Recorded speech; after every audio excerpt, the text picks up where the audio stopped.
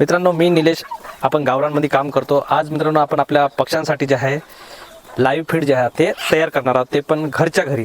आता हे live feed मित्रांनो करण्याचं कारण म्हणजे पक्षी जे आहे ते लाईव्ह फीड खूप आवडीने खातात। आता लाईव्ह फीडमध्ये नेमकं काय येतं तर आपण गांडूळ येऊ शकतात। गांडूळ जे आहे ते एक लाईव्ह फीड झालं, किंवा जे दिमक असते ते एक लाईव्ह फीड असते, किंवा जे किडे किटकुल असतात शेतामध्ये म्हणा किंवा आपल्या फ्री रेंज एरियामध्ये ते पक्षी खूप आवडीने खातात। आणि आता तर मित्रांनो भरपूर फार्मर जे आहे ते BSF फार्मिंग करतात, म्हणजे ब्लॅक सोल्जर फ्लायचे जे लार्वा असतात त्याची फार्मिंग करत असतात। तर आपण जे आहे मित्रांनो लार्वा जे आहे ते तयार करणार आपण BSF नाही तर आपल्या घरी म्हणा किंवा ज्या कोट्यामध्ये ज्या माशा असतात त्यांच्यापासून ज्या आपण लार्वा तयार करणार आहोत घरच्या घरी। BSF म्हटलं तर मित्रांनो त्याला खूप म्हणजे असं कॉस्टली जातात, सेटअप करावा लागतो, त्याचे अंडे जे आहे ते कलेक्ट करावं लागतात BSFचे, आणि त्याला हॅचिंगमध्ये करावं लागतात। आणि म्हणजे ते थोडा किचकट काम आहे मित्रांनो। मी थोडासा सोपी भाषेत सांगतो। आपल्या घरच्या ज्या माशा असतात, घरी ज्या घरगुती म्हणा किंवा कोट्यामध्ये ज्या माशा असतात त्यांच्यापासून आपण लार्वा तयार करणार आहोत। फरक जास्त काही नसतं मित्रांनो, फक्त एवढंच की BSFचा जो लार्वा आहे तो थोडा साईजला मोठा असतो, आणि जो माशांचा जो लार्वा असतो तो थोडासा छोटा असतो। त्यांची जे आहे BSFचा लार्वा जे आहे तो थोडा लवकर त्याची वाढ होत असते, आणि हा थोडा साईजला कमी असतो, आणि टाईम जो आहे तो 3 ते 4 दिवस घेत असतो पूर्ण वाढ होण्यासाठी लार्वाचे।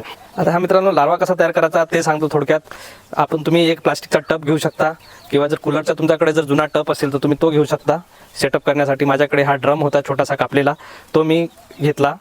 त्यामध्ये मित्रांनो शेण जे आहे ते थोडंसं टाकून घेतलं। शेण कधी पण मित्रांनो ताजे घ्यायचं, म्हणजे रिझल्ट जो आहे तो आपल्याला खूप छान भेटेल। शेण घेतलं आणि त्यामध्ये थोडंसं पाणी ॲड करून जे आहे त्याला थोडंसं आपल्याला ओलावा टिकून राहिला पाहिजे म्हणून थोडंसं पाणी जे आहे ते टाकून घेतलं आणि थोडंसं मिक्स करून घेतलं छान। नंतर मित्रांनो यामध्ये आपल्याला थोडीशी चुरी ॲड करून घ्यायची आहे।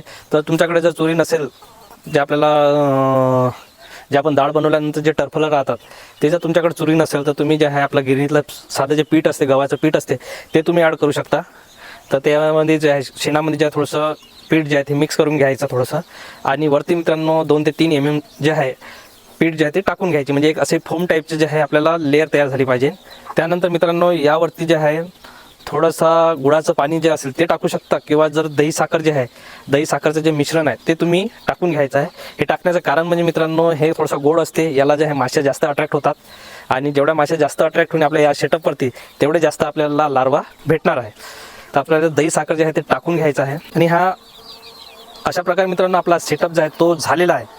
हा सेटअप मित्रांनो आता आपल्याला ह्या एका गोष्टीची काळजी घ्यायची, हा सेटअप आपल्याला अशा ठिकाणी ठेवायचा का जिथं ऊन येत नाही, आणि थोडासा जिथे अंधारा असतो, थोडासा अंधारा असतो त्या ठिकाणी आपल्याला ठेवायचा, जिथे भरपूर माशा असतात त्या ठिकाणी आपल्याला हा सेटअप ठेवायचा आहे। आणि एक गोष्टीची काळजी घ्यायची मित्रांनो, येथे जसं की आपण जे गव्हाचं पीठ वगैरे जे आपण ॲड केलं त्यामुळे उंदीर जे आहे ते आपला सेटअप खराब करू शकतो। तर त्यापासून थोडंसं आपल्याला अशा उंच ठिकाणावर ठेवायचं की जिथे उंदीर जाता येईल नाही। अजून एका गोष्टीची काळजी घ्यायची आहे मित्रांनो, जेव्हा आपण इथं दही साखरेचं जे मिश्रण टाकतो तर त्यामुळे जे इथं मुंग्या पण लागू शकतात, आणि एकदा का या सेटअपला जर मुंग्या लागल्या तर जे माशा ज्या अंडी देतात ते मुंग्या ज्या आहेत त्या खाऊन टाकतात, आणि अशा प्रकारे तिथे आपला लार्वा तयार होणार नाही। तर या काही गोष्टीची जे आहे आपल्याला काळजी घ्यायची आहे। आणि 3 ते 4 दिवस मित्रांनो आपल्याला रोज थोडंसं पाणी जे आहे यावरती ॲड करत राहायचं, म्हणजे जे मॉइश्चर आहे, जे ओलावा आहे तो टिकून राहिला पाहिजे। 3 ते 4 दिवसानंतर मित्रांनो तुम्ही बघू शकता आपला जो सेटअप आहे तो पूर्णपणे सक्सेस झालेला आहे। अशा प्रकारे लार्वा जे आहे त्यात तयार झालेला आहे, भरपूर प्रमाणात लार्वा तयार झाले मित्रांनो। मी तर जेवढा विचार केला होता त्यापेक्षा जास्त जे आहे आपला सेटअप चांगला झालेला आहे। आता आपला हा जो आहे आपला पक्षाला द्यायचा आहे, हा लार्वा जे आहे आपण आपल्या पक्षाला देणार आहे। तुम्ही बघू शकता मित्रांनो पक्षी जे आहे ते खूप आवडीने खात आहे, कारण त्यांचं हे आवडीचं फीड आहे, लाईव्ह फीड। तर अशा प्रकारे मित्रांनो तुम्ही तुमच्या पक्षासाठी जे आहे घरच्या घरी लार्वा जे आहे तुम्ही तयार करू शकता। आणि हो, व्हिडिओ जर आवडला असेल मित्रांनो तर नक्की लाईक करा आणि चॅनलला सबस्क्राईब करा।